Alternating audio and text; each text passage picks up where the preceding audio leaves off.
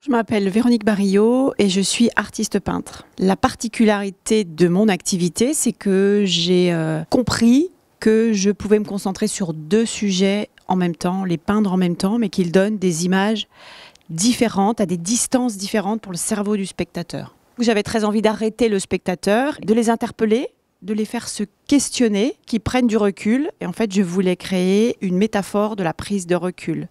Mon travail a donné lieu aujourd'hui à en fait un travail qui est quantique. La possibilité d'avoir deux états en même temps qui ne sont pas au même endroit. Voilà, c'est ça mes doubles visions. Il y a à la fois, et c'est ça qui m'intéresse en tant que spécialiste de neuropsychologie du comportement, l'impact que ça peut avoir sur l'observateur ou le spectateur. Et puis ensuite, c'est de se dire, mais quelle est son aptitude à pouvoir réaliser cela de manière synchrone, synergique et autres.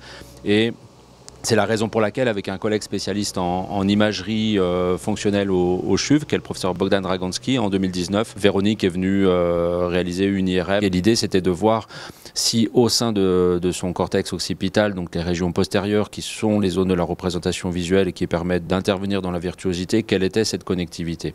Et en faisant en fait des tâches expérimentales de stimulation visuelle dans le champ visuel central, le champ visuel périphérique, qui représente la rétine, ça nous a permis d'évaluer en fait chez elle une hyperconnectivité postérieure dans les régions occipitales et pariétales. On sait que chez un artiste, d'avoir une hyperconnectivité dans ces régions postérieures est un reflet de la virtuosité.